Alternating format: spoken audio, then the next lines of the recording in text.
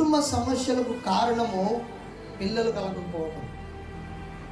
చూడండి, చాలామంది పెళ్ళిళ్ళు చేసుకున్న తర్వాత సంతానం అందలేదని విడాకులు ఇచ్చిన వాళ్ళు ఉన్నారు. పిల్లలు పుట్టట్లేదని ఆత్మహత్య చేసుకున్న వాళ్ళు ఉన్నారు. పిల్లలు పుట్టట్లేదని భర్త రెండవ పెళ్లి చేసుకున్నటువంటి వ్యక్తులు చాలామంది ఉన్నారు. పిల్లలు పుట్టకపోవటం కారణం చేత రెండో పెళ్లి చేసుకుంటే ఏమవుతుంది? సమస్యనే కదా. ఇంకొక ఆమె ఇంట్లోకి మొన్నటి దాకా ఏమో పెత్తనం నడుస్తుంది. ఆమె పిల్లలు పుట్టారనుకో డామినేషన్ పెరిగిపోద్ది కదా. నువ్వు 20 సంవత్సరాల సీనియర్ అయినా, మొదటి భార్యవైనా నోరు మూసుకొని కూర్చోవాల్సిందే. నీకు అధికారం లేదు, ఇంట్లో నీకు పెత్తనం లేదు.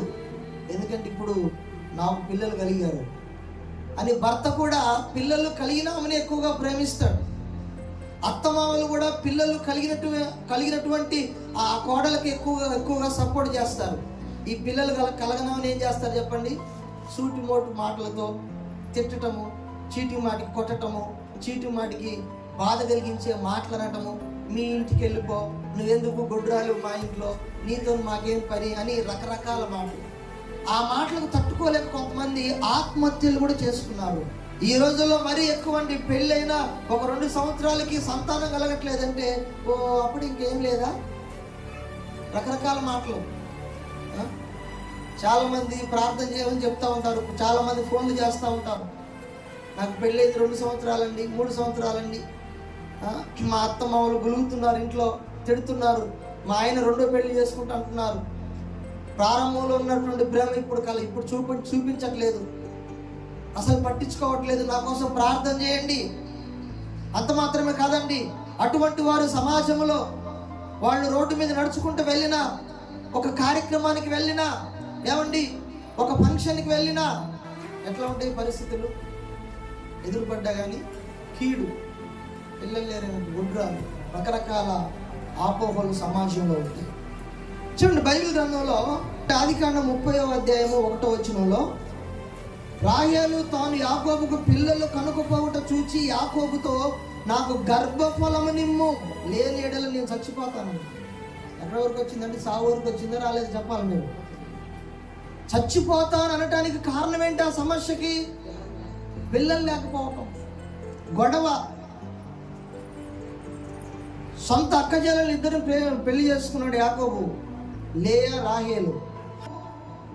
ఈ లేయాకు పిల్లలు పుట్టారు, రాహేలుకు పిల్లలు లేరు. ఇక రాహేలుకు కోపం, ఆవేశం, బాధ, రకరకాల మాటలు అంటున్నారు సమాజంలో. మీ అక్కకు పిల్లలు పుట్టారు, నీకేరమ్మా పిల్లలు, గొడ్రాలుగా ఉండిపోయావు, ఇక నీకు పిల్లలు పుట్టరా, నీ సమస్య ఏంటి, నువ్వెందుకు ఇలాగ అయిపోయావని రకరకాల మాటలు ఆమెకి చుట్టుపక్కల సమాజంలో ఇరుగు పొరుగు వారు మాట్లాడుతూ ఉంటే ఆ మాటలకు తట్టుకోలేక చివరికి భర్త మీద ఎంతగా తెగించిందంటే, నాకు పిల్లల్ని ఇస్తావా లేదా, లేకపోతే నేను చచ్చిపోతాను. ఎంతమంది లేరండి ఆత్మహత్య చేసుకునే వాళ్ళు పిల్లలు పుట్టకపోవడం వల్ల? ఎంతమంది లేరు చెప్పండి? చాలామంది చచ్చిపోయారు. డాక్టర్ల దగ్గరికి వెళ్ళి, నీకు పిల్లలు పుట్టరమ్మా, నీకు సంతాన ప్రాప్తి లేదు, ఇంకా అంతే సంగతి అని చెప్పినప్పుడు కొంతమంది ఏమో, అతి తక్కువ మంది గుండె ధైర్యం చేసుకొని సర్లే ఏదైతే అయిందిలే అని చెప్పేసి అలాగ బ్రతికే వాళ్ళు ఉన్నారు. కొంతమంది సున్నితమైనటువంటి మనసు కలిగిన వాళ్ళు, ఆ బాధని తట్టుకోలేక భరించలేనటువంటి వారు ఉరేసుకొని చచ్చిపోయే వాళ్ళు ఉన్నారు. కొంతమంది అయితే భర్తలు ఇంకో పెళ్లి చేసుకుంటారు.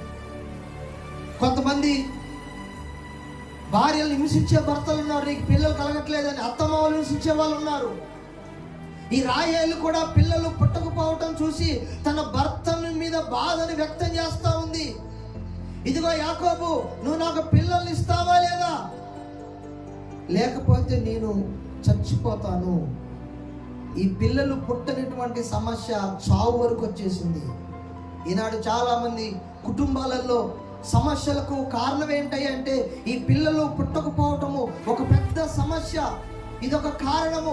దీనివల్ల అనేకమైన కుటుంబాలు చిన్న భిన్నమైపోతున్నాయి. దీనివల్ల అనేక మంది కుటుంబాలు విడిపోతున్నారు, అనేక మంది విడాకులు తీసుకున్నారు, అనేక మంది చచ్చిపోతున్నారు, అనేక మంది రకరకాల బాధలను చెప్పుకోలేనంతగా కుమిలిపోతున్నారు. కారణం ఏంటి అంటే పిల్లలు పుట్టకపోవటము.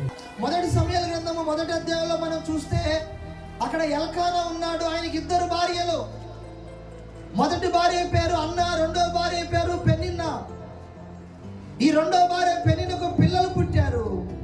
ఇక్కడ రాయబడిన మాటలు మనం చదివితే పెనిన్న ఆమెను విసిగించుటకై, పెనిన్న అన్నాను విసిగించుటకై ఆమెకు కోపము పుట్టించుచూ వచ్చెను. అన్న భోజనము చేయక ఏడ్చుచూ వచ్చిందట. భోజనం చేయట్లే, ఎప్పుడు చూసినా దుఃఖం, ఏడుపు, బాధ, వేదన. ఎంత బాధ ఉందో చెప్పండి. ఇంట్లో ఎప్పుడు చూసినా గొడవలు, కక్షలు. అక్కడ రాయబడింది ఆమె భోజనం అనేసి ఏడుస్తూ కూర్చునేదట. ఈ పిల్లలు కలిగినటువంటి పెనిన్న అన్నాను చూసి విసిగిస్తూ కోపం పుట్టేటట్లుగా మాట్లాడేదంట. ఆమె విసిగిస్తున్నప్పుడు, కోపం పుట్టేటట్లుగా మాట్లాడుతున్నప్పుడు ఈ అన్నకు లేనిపోని విపరీతమైన బాధ, వేదన, చచ్చిపోవాలన్నంత బాధ. భోజనం చేయటం కూడా ఇష్టం లేదు, ఏడుస్తూ కూర్చునేది. ఇంత సమస్య కారణం ఏంటి అంటే పిల్లలు పుట్టని సమస్య పెద్ద కారణం. ప్రేమిని దేవుని బిడ్డలారా, ఇంకా మనం ముందుకెళ్తే బైబిల్లో అబ్రహాం ఉన్నాడు. అబ్రహామును దేవుడు పిలిచి ఆశీర్వదించి 13వ అధ్యాయము మొదటి 2-3 వచనాల ప్రకారం అబ్రహాము బహు విస్తారమైన పశువులు, ధనమును, వెండి, బంగారమును కలిగి ఆశీర్వదించబడిన తర్వాత మనం చూస్తే 15వ అధ్యాయంలో అబ్రహాముకు దేవుడు ప్రత్యక్షమై ఏమంటాడంటే ఈ బహుమానము అత్యధికమగునని చెప్పాడంట దేవుడు. యెహోవా వాక్యము అబ్రామునకు భయపడకుము, నేను నీకు కేడము, నీ బహుమానము అత్యధికమగునని చెప్పెను. అందుకు అబ్రాము, ప్రభువైన యెహోవా నాకు ఏమిచ్చినా ఏం ప్రయోజనమయ్యా, నాకు పిల్లలు లేరు, బాధ చూడని పరిస్థితి అయ్యా. వెండి ఇచ్చావు, బంగారం ఇచ్చావు, డబ్బులు ఇచ్చావు, పశు సంపద ఇచ్చావు, అన్ని రకాల సమృద్ధిని ఇచ్చావు. ఇప్పుడేమో నువ్వు నాకు కనబడి ప్రత్యక్షమై నీ బహుమానం అత్యధికమగునని అంటున్నావు. అయినా ఏం ప్రయోజనం? నువ్వెన్ని ఇచ్చినా ఏం చేసినా నాకు సంతానం లేకపోతే నా ఇంటి పెద్ద దాసుడని ఎలియాజరే నా ఆస్తి అంతటికి వారసుడు అవుతాడని నాకు ఆలోచన కలుగుతూ ఉంది అని అబ్రహాము తన బాధని వ్యక్తం చేస్తున్నాడు. మీరు ఎక్కడికైనా వెళ్ళండి, ఎంత పెద్ద ఫంక్షన్కి వెళ్ళినా, పెళ్ళికి వెళ్ళినా, బంధువుల దగ్గరికి వెళ్ళినా, లేకపోతే మీరు ప్రయాణం చేస్తున్నా, పక్కన ఎవరైనా మీరు కూర్చొని మీకు పరిచయం అయినా ఏమంటారంటే మొట్టమొదటిగా మనం అడిగే ప్రశ్న మీకు ఎంతమంది పిల్లలు అని అడుగుతారు. కానీ మీకు ఎన్ని ఎకరాల పొలం ఉంది, మీకు బ్యాంకులో ఎంత బ్యాలెన్స్ ఉంది, బీరోలు ఎంత బంగారం ఉంది, పట్టు చీరలు ఎన్ని ఉన్నాయి, ఎన్ని ప్లాట్లు ఉన్నాయి, ఎన్ని భూములు ఉన్నాయి, ఇవన్నీ అడుగుతారా? ఏ వ్యక్తి అడగడు ప్రపంచంలో. నువ్వు ఎక్కడికైనా వెళ్ళు, ఎవరితోనన్నా మాట్లాడు.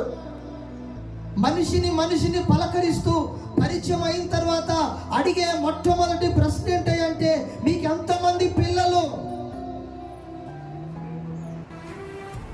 ఆ విలువ అబ్రహాము గుర్తించాడండి. ఆ విలువ అబ్రహాము పసిగట్టాడు. అయ్యా నాకు ఎంత ధనం ఉన్నా, ఎంత వెండి ఉన్నా, ఎంత బంగారం ఉన్నా, ఎన్ని ఆస్తిపాస్తులున్నా, నా బహుమానం ఎంత అత్యధికమైనప్పటికీ ఏమి ప్రయోజనము? నేను సంతానము లేని వాడిని అయిపోయాను, నా భార్య గర్భ ఫలము లేదు. డబ్బులున్నాయి కానీ చూసేవాళ్ళందరూ మాత్రము గొడ్రాలు అంటున్నారు ప్రభు నా భార్యని. చూసేవాళ్ళందరూ మాత్రము నా భార్య అలా నడుచుకుంటూ వస్తేనే ఎదురుగుంటా వస్తే కీడని పక్కకు తొలగిపోతున్నారయ్యా. మాతో ఎవరు మాట్లాడట్లేదు ప్రభు, మా ఇంటికి ఎవరు రావట్లేదయ్యా, ఎవరు ఏ ఫంక్షన్కి మమ్మల్ని పిలవట్లేదు ప్రభు. ఈ గొడ్రాలది అడ్డొస్తే మా కీడు జరుగుద్ది అన్నట్టుగా ఫీల్ అవుతున్నారు, ఆలోచిస్తున్నారు ప్రభు. ఇట్లాంటి ఆలోచన రావండి. ఒక 10 సంవత్సరాలు పిల్లలు పుట్టలేదనుకో, ఆ పిల్లలు కలిగిన ఒక శుభకార్యానికి వెళ్తున్నప్పుడు ఎదురొచ్చిందనుకో, ఏమనుమానిస్తారు? ఈ గొడ్రాలది అడ్డొచ్చింది. వాస్తవానికి ఆమె అడ్డొచ్చినట్టు ఏం జరగదు, కానీ అదొక భ్రమ, ఆపోహ, అదొక అనుమానం అన్నమాట. అర్థమవుతుందా? ఈ గొడ్రాలది పిల్లలు లేనిది అడ్డొచ్చింది, ఎదురొచ్చింది. ఇక ఆ శుభకార్యం అంతా నాశనం అయిపోయింది. ఇంకేం జరుగుతుందో ఏందో అనుమానం.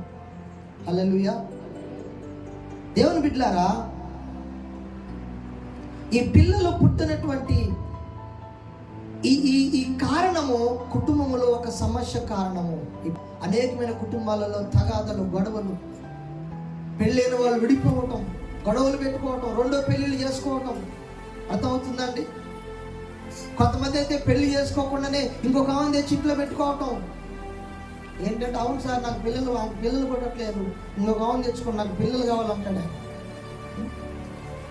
దానివల్ల సమస్య, గొడవలు, ఇబ్బందులు, కొట్లాట్లు, దుఃఖము, వేదన, పోలీస్ స్టేషన్ల చుట్టూ, కోర్టుల చుట్టూ.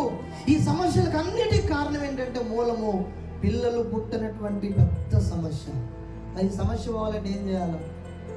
ఒకవేళ మీ కుటుంబంలో మీరు రాకపోవచ్చు, మీకు పిల్లలు ఉన్నారు, వాళ్ళు పెద్ద అయిన తర్వాత ఒకవేళ ఈ సమస్య వస్తే మీరు ఏం చేస్తారు? మీకు ఆడపిల్లలు ఉన్నారు కదా, వాళ్ళు పెళ్ళిళ్ళు చేస్తారు. 5 సంవత్సరాలకు 4 సంవత్సరాలకు పిల్లలు పట్టరు. అబ్బాయి ఏం చేస్తాడే, నేను రెండో పెళ్లి చేసుకున్నప్పుడు అప్పుడు మీరేం చేస్తారు? ఆ సమస్య పరిష్కారం ఏంటి? ఆ సమస్యను ఎలా పరిష్కరించుకోగలుగుతారు? ఈ సమస్య కారణము పిల్లలు పుట్టినటువంటి సమస్య. ఈ సమస్య పోవాలంటే ఏం చేయాలి? బైబిల్లో ఈ సమస్య వచ్చిన వాళ్ళు ఏం చేశారు అంటే, వాళ్ళు ప్రభు పాదాలు పట్టుకున్నారు, ప్రార్థన చేశారు. యాకోబు రాహేలుకు పిల్లలు పుట్టాలని ప్రార్థన చేశాడు భర్త. చాలా మంది భార్యలే ప్రార్థన చేస్తారు పిల్లల కొరకు, భర్తలు చేయరు. ఇద్దరు చేయాలి ప్రార్థన. వాళ్ళకి సపోర్టుగా తల్లిదండ్రులు, అత్తమామలు ప్రార్థన చేయాలి. దేవుని దగ్గర కనిపెట్టి అడగాలి, ఉపవాసం ఉండాలి, దేవుని వాగ్దానాన్ని బట్టి ప్రార్థన చేయాలి. ప్రభువా, గర్భఫలము నీవు ఇచ్చే బహుమానము, ఆ బహుమానము నాకు దయచేయి ప్రభువా. ఈ గొడ్రాలనే నిందను తీసివేయి ప్రభువా. ఈ అన్న ఏడుస్తూ కూర్చుంది, కానీ అలాగని జీవితాంతం కూర్చోలేదండి, ఆత్మహత్య చేసుకోలేదు.